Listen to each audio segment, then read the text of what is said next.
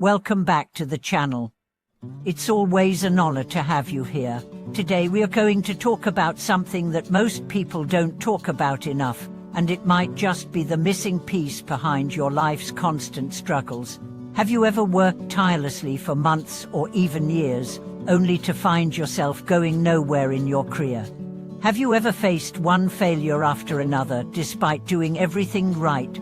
If you've ever felt cursed, stuck, or endlessly unlucky, today's video might offer you a perspective you've never considered before. This episode is not just about career advice. It's about a hidden dimension of your life that may be influencing your present more than you can imagine, or ancestral karma. This might sound unfamiliar or even unbelievable to some, but in many traditions, especially within Buddhist and Eastern spiritual teachings, our relationship with our ancestors, both honored and unresolved, plays a critical role in shaping our fortune, well-being, and success. We often attribute our failures to the visible, the economy, a difficult boss, a toxic co-worker, bad timing. But there's another layer that's deeply spiritual and often overlooked. It's the energy we inherit. Just as we inherit genetics and physical traits, we also inherit karmic imprints. The joys and burdens of those who came before us do not vanish, they're passed on energetically and sometimes spiritually to us. Think of your life as a tree. The roots are your lineage, deep, hidden, foundational. If there is rot or disease in the roots, it doesn't matter how tall or determined the tree is, it will struggle to thrive. And most of us never even think to examine those roots. We water the leaves, we polish the bark, but the real issue lies underground. Let's take a journey into a true story that brings this idea to life. In a coastal town, there lived a woman named Mai. She was brilliant, well-educated, and fiercely motivated. After college, she landed a high-profile job in a tech company. But after a series of unexplained layoffs, rejections, and betrayals in the workplace, her life spiraled downward. Every time she got close to success, something collapsed, an opportunity withdrawn, a deal sabotaged, or illness taking over at the worst possible moment. A friend recommended she visit a spiritual teacher. Skeptical but desperate, Mai agreed. During the session, the teacher paused and said, "Your ancestor, 3 generations back, died with great injustice and unresolved anger.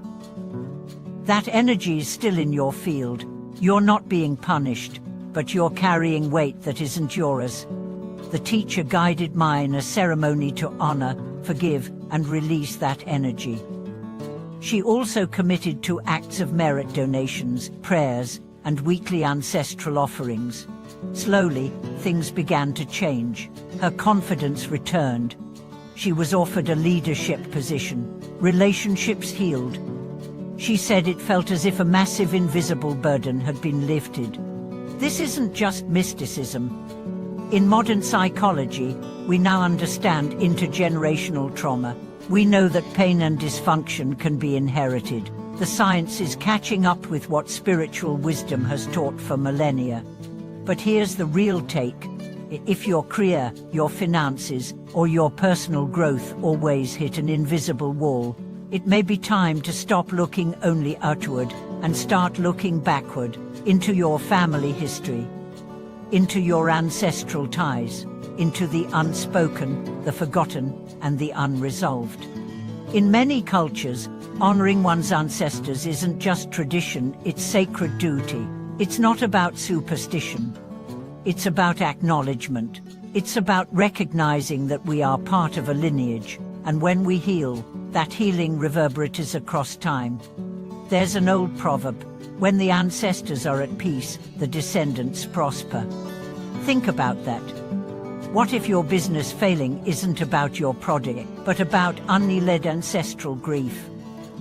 What if your lack of opportunities is not due to your skills, but due to ancestral vows or trauma? Let's dive into another historical example. During the Qing dynasty, there was a scholar named Jan who was brilliant and always placed first in local exams. But each time he traveled to the capital for national exams, he fell ill: fever, hallucinations, fatigue. No doctor could explain it. Frustrated, he visited a monk who asked, "Have you visited your ancestral temple lately?" Shan realized he hadn't. In fact, his family's ancestral hall had fallen into disrepair. With the monk's guidance, he returned to his hometown, cleaned the altar, offered prayers, and held a traditional memorial for his ancestors. He then restored the family shrine and dedicated merit from daily sutra recitation to his lineage. The following year, he passed the imperial exam and went on to become a respected official. His descendants, it is said, enjoyed prosperity for generations. Was it luck, or was it energy alignment? But now, let's be clear, this isn't about blaming your ancestors or fearing their spirits. It's about stepping into responsibility. Not just for yourself, but for those who came before and those who will come after. When you offer a prayer, perform a ritual, or do acts of kindness in your ancestors' name, you're not just engaging in empty tradition. You are sending light back into the bloodline. You're saying, "I acknowledge you, I honor you. Let there be peace between us." Sometimes, just this act of acknowledgement can transform everything. So how do you begin? You don't need a shaman. You don't need to spend thousands. Start simple. Find a quiet space. Light a candle. Speak their names, even if you never met them. Say, "I honor you. If there is pain or karma I carry that belongs to you, I offer peace, I offer merit. May we all be free." Then, go out and do something good in their name. Donate, volunteer, feed someone. Smile at someone who needs it. These small acts ripple. And if you want to go deeper, offer light and flowers at a temple, sponsor a monk or a ceremony. Recite sutras and dedicate the merit. All of these actions become bridges between the seen and unseen, between generations. I'll leave you with one last story. There was a man who struggled with chronic illness and financial hardship. Doctors found nothing wrong. Therapists couldn't help. He was exhausted. Eventually, he traveled to a mountain monastery. An old monk there told him, "You are carrying sorrow from your grandmother's life. She died with tears. Set her free." The man began a practice of daily prayer for his grandmother. He offered water bowls and burned incense every morning. Months passed. His health improved. His business revived. But more than that, his heart softened. He began to cry easily, to laugh freely, to feel a deep connection with all of life. He said, "I used to think I was cursed. Now I know I was chosen to heal my family." Maybe you are too. Maybe your struggles are not punishment but purpose. Maybe you are not failing but awakening. Thank you for joining me today for this deep exploration. If this message resonated with you, please leave a comment below. Share your story. Have you ever felt the pull of something deeper than yourself? Have you ever wondered if your family history might be shaping your present? Like this video, subscribe, and share it with someone who might need to hear these words. Thank you for watching this video.